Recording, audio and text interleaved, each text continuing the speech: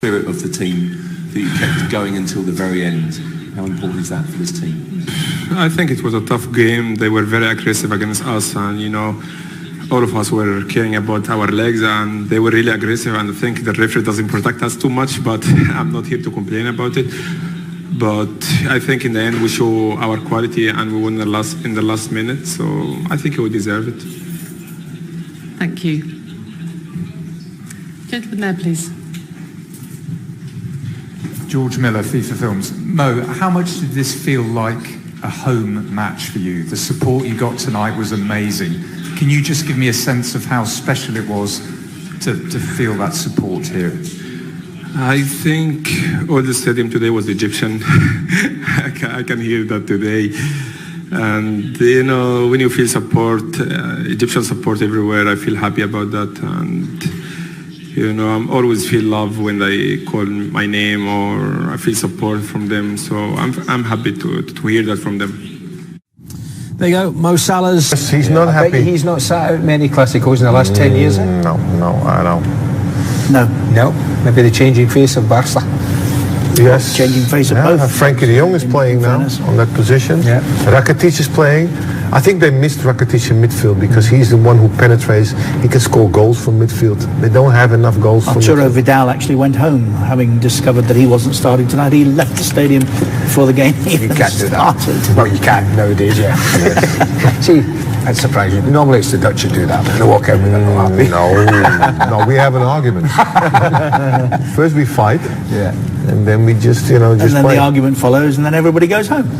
Here you go. Here's the winner in stoppage time. We just shaded. We talked about Liverpool not panicking there tonight. But part of the reason they're not panicking as well is they know they've got 30 minutes of extra time.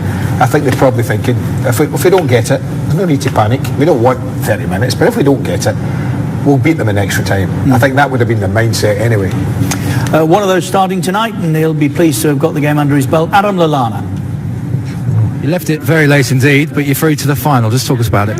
Yeah, that's no coincidence. The amount of late goals we've got this season is pure mentality and character. Difficult game tonight, different opposition, caused us issues at times, but the lads dug deep, and with the changes we had impact. And Bobby was tremendous when he came on and nicked a goal for us. Yeah, and of course you played Flamengo in the final. What do you know about them? A different challenge altogether, I guess. Yeah, we watched them the other night. I'm sure Bobby and Alison can give us some information, but we'll recover now. It's nice that we got the goal before extra time, obviously with a quick turnaround. Thanks, Adam. Cheers, mate. All the best. Adam Lallana with beIN Sports. Aaron Summers, 2-1 then, Liverpool win it, and they'll be in the final, which we'll have live here on HD 11 on Saturday. The Leicester City-Manchester City game will take place at the same time in the Premier League, but we'll be watching Liverpool here, and everybody hoping now that, the English language speakers amongst us, that Liverpool go on to add that to their long CV of trophies won down the years, the one that's always eluded them. But it seems they've got their business head on and want to win it now. Yeah, they came here to win it, for sure, especially after all the discussions been the last few weeks. But it's a tough game against Flamengo. It won't be easy. It's an attractive game as well, isn't it? Yeah. It's going to be a lot of fans there. If you can see the European style they want to play. With Jesus as their coach, he was always with Benfica. But the second half you could see a little bit more flair, more passion, quicker play. And so it's going to be interesting to see. It's a great story, Flamenco, isn't it, as well? It's an amazing story. We weren't expected to win. We're trailing in the Copa Libertadores final. Yeah. And all of a sudden, from nowhere, produce an amazing finish in that. Last 2 minutes or something? Yeah, extraordinary. So it was an amazing story from him. More reaction from the Khalifa International Stadium here in Doha tonight. Andy Robertson's waiting to talk to us. Andy, Adam was saying it was no coincidence that you scored another late goal. Talk us through it. A difficult game, would you say?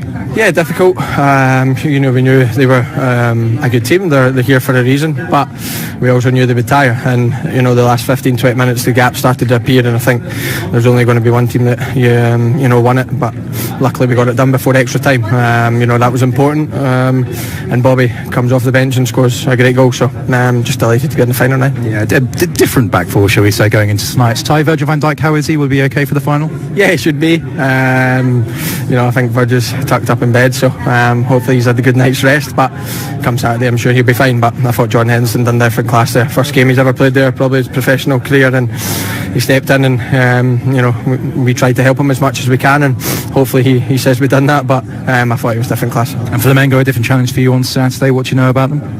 Yeah, we watched them in their semi-final last night. First half they struggled against a good team, but second half they were very dominant and amazing. They played a great second half, so we know they've got fantastic players. We know it's going to be a tough game, and we probably need to play better than tonight, but we've got a couple of days to prepare for that, and hopefully we can do it. Best of luck. Thanks, Andy. Thank you very much. Five that looked like they were going to end up in the back of the net, and he comes and saves the day again. Key moments, weren't they? Where perhaps we could have found ourselves behind at certain times this evening, but for Alisson in superb form. I think we thought they may utilise the fact that we were a little bit light defensively, and we know our full-backs like to get forward, and they certainly used that right-hand channel perhaps more than the left-hand side with Pabon, who looked a threat for them.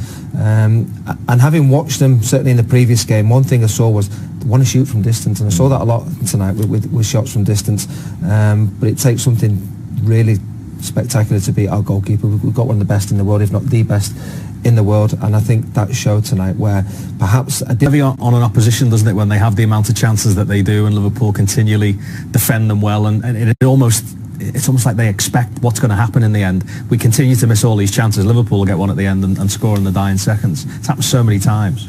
Yeah, I mean, apart from the shots on target, they didn't really carve us up, did they? The goal was disappointing for me, the one we conceded, because I've seen it so many times where we come out blind. We don't come out with a man.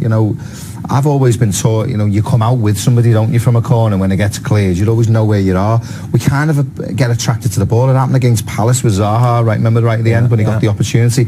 We clear the danger and then we come out a bit blind. We don't watch what's around us, and obviously Zaha got in today and, they scored the goal from that. The ball was cleared. We all come out, got put back in. It was an overhead kick, and then he was left on his own, wanting to. It was twice we could have cleared it. I think it was Keita originally doesn't clear, and then Ox puts it back into an area where they keep it alive. The biggest concern, I think we're looking at the linesman thinking put your flag up with the VAR, but he takes a touch, Funes Mori. There's no one really putting him under enough pressure, so he reacted the quickest inside the penalty area. And it came straight after we'd got the opening goal, wasn't it? So they responded quickly to that.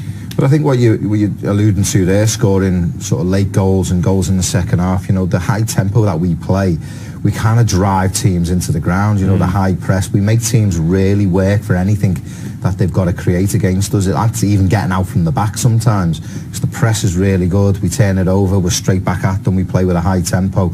So that weighs you down as players, the fatigue sets in last 10 or 15 minutes. It'd be interesting to see how many of the 33 we've actually scored in the last 15 minutes of a game. That crucial part of a game. I bet you it's quite a high number of that 33 we have over the course of the season. They put a lot into the game as well, didn't they? I think before the game people were saying for Monterrey this was the biggest game of their sort of the history season, which is showed the importance for them. Now for us, we want to win the trophy, but the biggest thing for us is to win the Premier League this season, and I think you could really see how much effort they put in. First half more so, I thought they tired a little bit second half, but you could see certainly they were desperate to win it, and they put in a good show. Another goal for and it was another decent performance from him, and more minutes under his belt, because we want to see him at full fitness and playing all the time. I think he showed the difference he is compared to perhaps some of the other midfield players in there. He will run in behind. He mentioned maybe Ox is more of an attacking midfielder, but I'm thinking he'll have the shots from that sort of distance, whereas Keita will make that run in behind, gets himself the goal, which was a great run. Nearly gets a second in the first half when he tries to go around the goalkeeper, but I think that's a part of his game which gives us something different, certainly in games where you're trying to break down an organised defence and you've got the midfield runner rather than it just being the front three trying to break them down. You're right, there is something different. If you knock a ball into a centre forward but then run on behind him, you're causing all kinds of problems, either for the second ball or just to take runners away to create space for the centre forward who's got the ball at his feet. And we see with so many, they're so agile, the front three, aren't they? If anyone runs in behind and all of a sudden they step off to go with the run, that just opens that gap up for them to turn and shoot or to create something.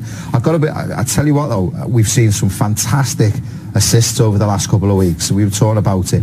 We said about Mane's ball in the first game, the first goal for Everton, where he bends it round into Origi's pass. What a ball that was. Henderson's Bournemouth. Yeah. Oxlade-Chamberlain. Salah's Bournemouth, the little back heel. Yeah, but that tonight, Salah's ball for the first goal.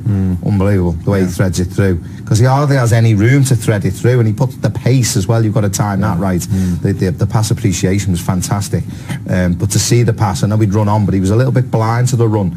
But he finds him perfectly, and then Keita has the simplest job to finish it off. Well, the crowd were desperate to see Mo Salah, so no surprise, I don't suppose, that he was voted their man of the match, and he